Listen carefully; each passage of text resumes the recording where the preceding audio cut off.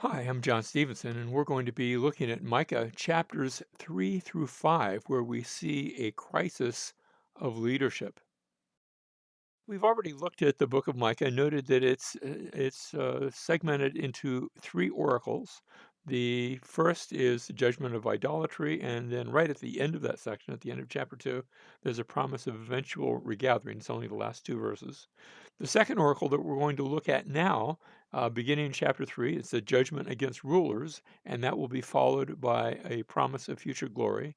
And then next time we'll come back and we'll see Micah chapters 6 and 7, judgment against disloyalty, and a promise of future restoration. So notice judgment, promise, judgment, promise, judgment, promise. That's the flow in the book of Micah. Chapter 3 and verse 1, I said, Hear now, heads of Jacob. Notice the heads of Jacob and rulers of the house of Israel. Is it not for you to know justice? If anyone should know justice, it ought to be those who are in leadership. But notice verse 2, you who hate good and love evil, who tear off their skin from them and their flesh from their bones. That's starting to get gross. That's starting to sound a bit like cannibalism, and it doesn't stop here.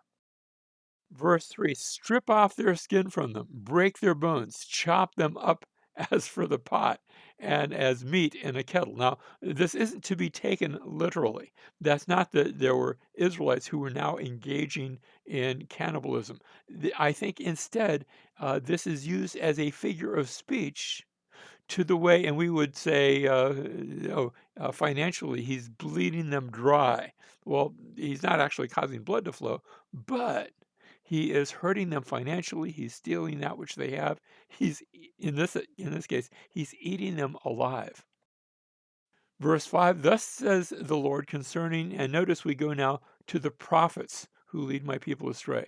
When they have something to bite with their teeth, we still have that cannibalism motif in this verse. They cry peace, but against him who puts nothing in their mouths, they declare holy war. Notice the prophets are only interested in what they can chew on, in what they can eat as a result of their prophecy. If nobody feeds them, then they're not going to say nice things. They're going to, as they put it here, they're going to declare holy war. Verse 6, therefore it will be night for you without vision. That is, they're not going to be able to see anything. And darkness for you without divination. The sun will go down on the prophets. Um, Again, the reference to the prophets, and the day will become dark over them. Instead of being able to see things as in the light of day, their ability to prophesy, their ability to see what's going on will be dimmed as if they were out at night in the dark with no flashlight. Verse 7, the seers will be ashamed, and the diviners will be embarrassed. Indeed, they will all cover their mouths because there is no answer from God. God's going to stop speaking to the very people that God would use to communicate his message. But that message is going to be silenced. Why? Because of the dishonesty, because of the greed of the prophets. Verse 8, on the other hand, I am filled with power, with the Holy Spirit of the Lord, and with justice and courage to make known to Jacob his rebellious act, even to Israel his sin. Notice Micah, as opposed to all those other prophets, as opposed to all those seers, as opposed to all those spiritists and people that claim to have power from God, Micah is filled with power. He is filled with the Spirit. He is filled with justice and courage. Those are examples of things that the Spirit brings forth as he makes known to Jacob, to Israel. Remember, Jacob and Israel, they're the same people, the same nation, just two different names. Their rebellion and their sin. So we have to Jacob, to Israel, as I said, same thing. Verse 9, now hear this, heads of the house of Jacob and rulers of the house of Israel. See, he'd been talking to Jacob and to Israel, but this is addressed primarily to the leaders of the nation. And they're supposed to abhor evil instead, notice, who abhor justice. The rulers, the judges, they hate justice. Well, that's backwards. That's not the way it's supposed to be. And notice they twist everything that is straight. Instead of making things straight, they make things crooked.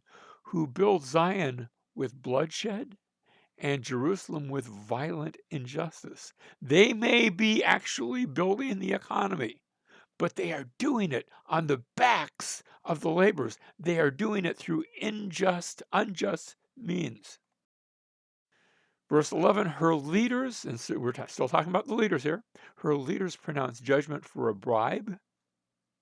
Her priests instruct for a price. Notice both the leaders and the priests are in it, and not only them, the prophets as well. Her prophets divine for money. They're all in it for what they can get. The leaders, the priests, and the prophets, yet they lean on the Lord, saying, "Is not the Lord in our midst?" They're speaking a good talk. They're saying, "Hey, God is with us. Calamity will not come upon us. We're doing the will of God." But they're not at all. They've completely left God out of the picture. They have their church services. God isn't there. They have their sacrifices. God hates their sacrifices. They have their government, and instead of it being a theocracy where God is leading the nation is being led by those who are only in it to make a profit. Prophets for profit, priests for profit, leaders for profit. Verse 12, therefore, on account of you, Zion will be plowed as a field. Jerusalem will become a heap of ruins, and the mountain of the temple will become high places of a forest. Now, when we hear forest, we think, oh, that's nice. I like forests. It's ecologically friendly. But that's not the idea here. The idea here is going to become a wasteland. Remember, a forest is a place where you can't grow crops and you can't feed people there. So that's seen here in this context as a negative. The mountain, notice the reference to the mountain of the temple, will become high places, and we're going to look now at a mountain motif. Chapter 4 and verse 1, and it will come about in the last days that the mountain of the house of the Lord will be established as the chief of the mountains. It will be raised above the hills, and the peoples will stream to it. Now, the mountain of the house of the Lord is meant to make us think of something. Of course, the same phrase, in fact, the same verse, same few verses, are found in Isaiah chapter 2, word for word. Did Micah say it first? Did Isaiah say it first? I don't know. Don't know that it matters. But this mountain theme found in both books uh, is taken really, goes all the way back to the book of Exodus, where in Exodus chapter 3 and verse 1, you have Moses who's watching the sheep from Midian, and he's drifted down to this area in the Sinai, and he comes to what the text calls the mountain of God. And that's the place where God shows up and first commissions Moses, go and set my people free. You have the same idea in the Song of Moses, Exodus chapter 15 and verse 17, where God says, you will bring them and plant them in the mountain of your inheritance. Notice that same idea of a mountain there. The place, O Lord, which you have made for your dwelling, the sanctuary, O Lord, which your hands have established. So you have the mountain of God in Exodus, you have it in the Song of Moses. You also have a reference to the mountain of God in Ezekiel chapter 28. That's that curious passage that talks about the covering, the covering cherub, the covering angel that was in Eden, the garden of God, that walked on the mountain of God. And that suggests that even Eden is to be thought of in terms of a mountain. So that the mountain of God is the place where God meets man.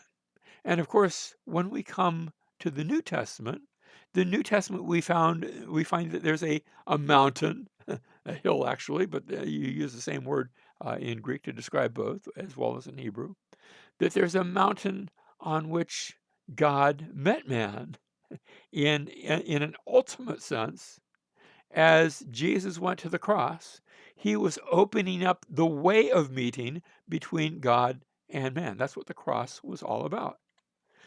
And remember that passage in Daniel chapter 2, where you have that vision of a great image where the statue has a head of gold and breasts of silver, and you move down to its loins and finally to its legs, and each one representing a different kingdom. But finally, a stone comes rolling down and strikes the statue, and that's what we see here in Daniel chapter 2 and verse 35. But the stone that struck the statue became a great mountain and filled the whole earth. And of course, the mountain is Jesus and his people. And notice it's not just that you go to the mountain and everything stays there, but the mountain itself grows to encompass the entire earth. How does Jesus encompass the entire earth? He does it by having the earth, the entire world, become his disciples. What was his great commission? Go make disciples of all the nations. Micah chapter 4 and verse 2, in keeping with that, and many nations will come and say, come and let us go up to the mountain of the Lord. Notice it's centered here where the nations are coming to the mountain of the Lord and to the house of the God of Jacob, that he may teach us about his ways, that we may walk in his paths. The reason we are taught is so that we can walk. For from Zion will go forth the law. Notice, come to the mountain, but then from the mountain, from Zion, will go forth the law, even the word of the Lord from Jerusalem, as it goes out to the world. And the place where we see this all brought together is at Pentecost, 50 days after the death, burial, and resurrection, when many nations had gathered, representatives from, now they were Jewish to be sure, but still they were representative, and they were representing different language groups and different nations that had gathered there in Jerusalem on that day of Pentecost. And there there they heard the gospel. There they learned about his ways so that they could walk in his paths. And from there they went out back to their countries, back to their language groups, and there they took that good news with them, even the word of the Lord from Jerusalem, to take it to the nations. So that many nations come and say, and as a result, we're going to have the nations become the people of God. They will become the disciples of Jesus. And they all start by coming to the mountain of the Lord, the house of God. Not only do they come to the temple, the house of God, they become the house. They become the mountain. Verse 3, and he will judge between many peoples and render decisions for mighty distant nations.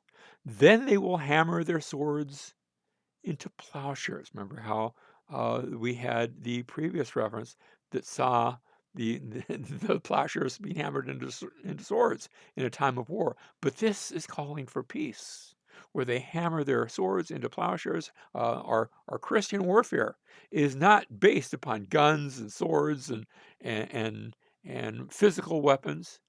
The weapons of our warfare are of a spiritual nature and are exercised in love and patience with others. So they will hammer their swords into plowshares and their spears into pruning hooks. Nation will not lift up sword against nation, and never again will they train for war. And that's the goal. The goal is that peace might come, because the peace is based on the love of Christ that is shed abroad in our hearts. Verse 4, each of them will sit under his vine and under his fig tree. Now that's almost like a code. Back in 1 Kings chapter 4, during the days of Solomon, we read that Judah and Israel lived in safety, every man under his vine and his fig tree. From Dan even to Beersheba, Dan was as far as you could go in the north and still be in Israel. Beersheba was the southernmost place, all the days of Solomon. Well, this is a return to that golden age of Solomon. Each of them will sit under his vine and under his fig tree, with no one to make them afraid, for the mouth of the Lord of hosts has spoken. Verse 5, though all the peoples walk, each in the name of his God, and notice those are those pagan gods, the pagan peoples, the pagan nations. As for us, we will walk in the name of the Lord our God forever and ever. Verse 6, in that day declares the Lord, I will assemble the lame, and gather the outcasts, even those whom I have afflicted. When somebody is lame, when somebody is outcast, it's not that God lost control. No, he's actually in charge of such things. And yet, what we see here is not a judgment, but instead a blessing to the lame and the outcast. Verse 7, I will make the lame a remnant and the outcasts a strong nation. See, it's turned around for them. Where have I read in the Bible about a ministry to the lame, a ministry to the outcasts? That's what Jesus did. He healed the lame. He caused the lame to walk, the blind to see, the deaf to hear, and he reached out to those who were outcasts. And he made them, instead of outcasts, he brought them in. He brought them into the fold. And the Lord will reign over them in Mount Zion from now on and forever. Verse 8, as for you, tower of the flock, hill, and it's sort of interesting that hill, the word, just the Hebrew word hill is Ophel. And there's actually a place in Jerusalem called the Ophel. It was the sort of the high place. It was had a fortification on it. Seems to have been on the north side of David's city. But notice, as for you, tower of the flock, hill of the daughter of Zion, to you it will come, even the former dominion will come, the kingdom of the daughter of Jerusalem. That Jerusalem is going to be blessed with leadership. Remember, the whole issue here has been leadership. Jerusalem is now going to be the leader of God's people. And of course, that takes place in the sense that the very Messiah of God was crucified and rose again in Jerusalem. Verse 9, now why do you cry out loudly? Is there no king among you? Or has your counselor perished? Notice this lack of leadership. That agony has gripped you like a woman in childbirth. And he's going to take this reference to a woman in childbirth. That's symbolic. Notice he's not talking about a woman bearing children, but he's saying you are like that. You're going through birth pangs. Verse 10, writhe and labor to give birth. It's that same theme of a woman in childbirth. Daughter of Zion, like a woman in childbirth, for now you will go out of the city, dwell in the field. And the point is, you're going to Babylon. That's the Babylonian captivity that has been prophesied. There you will be rescued. There the Lord will redeem you from the hand of your enemy. So not only are you going to go into captivity, but then you will be brought back. You will be rescued, so that Israel will be like a woman in childbirth, and then she'll be carried into Babylon, and that's the captivity. That's her birth pang. But at the end of the day, Israel will be redeemed. The child, as it were, is going to be born. And so, chapter 4, verse 11, and now many nations have been assembled against you who say, let her be polluted, and let our eyes gloat over Zion, but they do not know the thoughts of the Lord. You see, that's just the first part of the story. The Babylonian captivity is just the first part of the story. They do not know the thoughts of the Lord. They do not understand his purpose, for he has gathered them, not just the nation of Judah, not just the chosen people, but the nations. He has gathered them like sheaves to the threshing floor. Verse 13, arise and thresh, daughter of Zion. Notice, daughter of Zion, Jerusalem, is not pictured here as the one who's being oppressed, but who is doing the threshing. For your horn I will make iron, and your hooves I will make bronze. That is, he's strengthening them, that you may pulverize many peoples, that you may devote to the Lord their unjust gain, and their wealth to the Lord of all the earth. You're going to take all that they've achieved, and you're going to take that and use it for God's glory instead. So we've seen, Israel's like a woman in childbirth. She's carried away from Babylon into captivity, or to Babylon. But then Israel's going to be redeemed. And the point is that the nations that carried Israel into captivity will themselves be plundered. Now that happens on a number of different levels. It happens on one level when they finally rebuild the temple, and they finally get it done. A decree goes out from Darius that it's going to be paid for out of the Persian treasury. Now, there are taxes that work, but still, It's their taxes that are put to work to help pay for the renewed temple. And that's not the only place this plundering takes place. You see, every time that you lead someone to Christ, what you are doing is you are plundering the nations. You're taking that which belongs to the nations, both the person and that person's possessions, and they are coming over to the kingdom of God and becoming part of God's kingdom, both they and their possessions. And suddenly the kingdom just got a little bit richer, and the nations got a little bit poorer. They might not have even noticed that, but that took place. Chapter 5 and verse 1. Now muster yourselves in troops, daughter of troops. They have laid siege against us. With a rod they will smite the judge of Israel on the cheeks. This is still looking at that conflict. Remember the Babylonian captivity, where the leaders of Israel, and this is all about the leaders, how they are humiliated by a strike on the cheek. That's an insulting strike. Chapter 5, verse 2. But as for you, Bethlehem, Bethlehem, Bethlehem was a nothing little town. Its only claim to fame, well, two things actually. One is that Rachel had died in the vicinity of Bethlehem, in the general area. But its more recent claim to fame, as Micah writes these words, is that David had come from Bethlehem. Now, the word Bethlehem just means house of bread. It's actually two words. Beth is the word for house. Lacham is the Hebrew word for bread. So as for you, Bethlehem, or you could say the bakery, but it's Bethlehem Ephrathah, because Ephrathah is comes from the Hebrew word para, which means fruitful. So the place of fruitfulness. Um, from you, Bethlehem, too little to be among the clans of Judah. Remember, it was a small place. Even today, it's a small place, but it was small back then as well, even smaller. From you, one will go forth for me to be, remember the theme? The theme is all about rulership. One will go forth from me to be ruler in Israel. Here is the good ruler. Here's the better ruler. There's all those false rulers, all those rulers that were just in it for the money. This ruler, his goings forth are from long ago, from the days of everlasting. That is, he's been known by God, and he has been prophesied by God that this one would come and do something special. Chapter 5 and verse 3. Therefore, he, and it's speaking of the same one, he will give them up until the time when she who was in labor has borne a child. Remember that childbirth theme.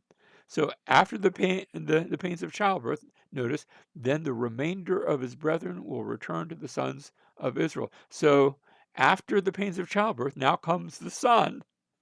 How did he get here? Well, he's a son because he was born. After that comes the son who is going to rule. First Babylonian captivity, then comes eventually the Messiah. Chapter 5 and verse 4. And he will arise and shepherd his flock in the strength of the Lord, in the majesty of the name of the Lord his God. And they will remain, because at that time he will be great to the ends of the earth. It's still speaking of the same one. He will arise and shepherd his flock in the majesty of the name of the Lord his God, because at that time he will be great. Verse 5, this one will be our peace. Even back then, when the Assyrian invades our land, remember how that took place? The Assyrians had taken the northern kingdom of Israel into captivity, but they didn't stop there. Then they came against the southern kingdom of Judah in the days of Hezekiah. And they surrounded Jerusalem with an army of 185,000 Assyrian soldiers. And in a single night, he came, the angel of the Lord came. And notice, when the Assyrian invades our land, when he tramples on our citadels, then we will raise against him 7 shepherds and 8 leaders of men. You notice you've had bad leaders, but now you're going to have good leaders. They will shepherd the land of Assyria, not with a staff and a rod, but with the sword, the land of Nimrod at its entrances, and he will deliver us from the Assyrian when he attacks our land and when he tramples our territory. And the Assyrian king Sennacherib came with all his hosts against Jerusalem, turned around at the end of the day, went home, and wrote an inscription about how he had surrounded Hezekiah. He doesn't tell us how it turned out. At the end of the day, he lost 185,000 Assyrian soldiers. He doesn't write about that because they don't publish their own defeats. Verse 7, then the remnant of Jacob will be among many peoples, like dew from the Lord, like showers on vegetation. Think about dew. It's just scattered over all the plants. It's not just like in a little spot. It covers the area. Like showers on vegetation, which do not wait for man or delay for the sons of man. They just come on their own. And that's what God's people are going to do. They're just going to grow up around the world. Here we have the remnant, and then we come to verse 8. Again, you see the remnant of Jacob will be among the nations, among many peoples. Notice they're scattered among many peoples like a lion among the beasts of the forest. Lion is the king of beasts. And that's what the remnant are going to look like. They are going to rule like a young lion among the flocks of the sheep. Flocks of the sheep don't tell the young lion what to do. He has them for lunch, literally, which if he passes through, tramples down and tears, and there is none to rescue. Your hand will be lifted up against your adversaries. All your enemies will be cut off. God's people are pictured as victorious, so that you have God's judgment against Assyria. But then notice it's not, we've left Assyria now. Now it's God's judgment on the nations, beginning with Assyria and then other nations until all the nations come under God's judgment. Now, the section that we've just looked at, and this is Chisholm's chart, we saw back in chapter 4, verse 5, that the people walk after their own gods. I promised that Judah would be restored, the Lord ruling over the remnant, rulership returning to Zion. That was chapter 4, verse 8. The king dies, and Zion is exiled, but Zion is redeemed. And that was that wonderful promise that was sort of the turn in chapter 4 and verse 10. You see Zion that it's also protected. So both redeemed, but then continues to be delivered. Just the way that we saw the king dies, the king is smitten on the cheek. We saw the rulership returns to Zion. The rulership now rises to power. The Lord rules over the remnant. Now the remnant return to power. So remnant is mentioned and remnant is mentioned. We saw Judah restored. Judah now is purified. And we come full circle. We started off with the people walking after their own gods. And now as we come to verse 15, it's their own gods, the idols, that are cut off. So let's start with verse 10, chapter 5 and verse 10. It will be in that day, declares the Lord, that I will cut off your horses from among you and destroy your chariots. Horses and chariots were considered sort of the ancient tanks and missiles and things like that of the ancient world. But God's going to deliver them without that. Verse 11, I will also cut off the cities of your land and tear down all your fortifications. That's not going to deliver them. I will cut off sorceries from your hand, and you will have fortune tellers no more. So notice the repetition here. I will cut. I will also cut off. I will cut off the sorceries. You'll have no fortune tellers. Verse 13, I will cut off your carved images and your sacred pillars. These are all idols that he's using, so that you will no longer bow down to the work of your hands. And this is a judgment against idolatry. I will root out your Asherim. Asherim is another type of idol among you, and destroy your cities. I will execute vengeance in anger and wrath on the nations which have not obeyed. Now, we have to ask in closing, why does God hate idolatry? He started off with the leaders, but notice he ends with idolatry, which is the worship of these pagan gods. What's so bad about using idols to worship? And of course, the answer is that it's the ultimate error. It replaces that which is the most important with that which is not just lesser important, with that which is nothing at all. It takes the glory of God and replaces it with something that's silly and superficial. And in doing so, it cuts off people from God. And God doesn't want to have people cut off from him. God is not willing that any should perish, but he has commanded all to come to repentance. Colossians chapter 3, and we'll look at just a few verses here as we close. Chapter 3 and verse 5, therefore consider the members of your earthly body as dead to immorality, impurity, passion, evil desire, and greed, which amounts to idolatry.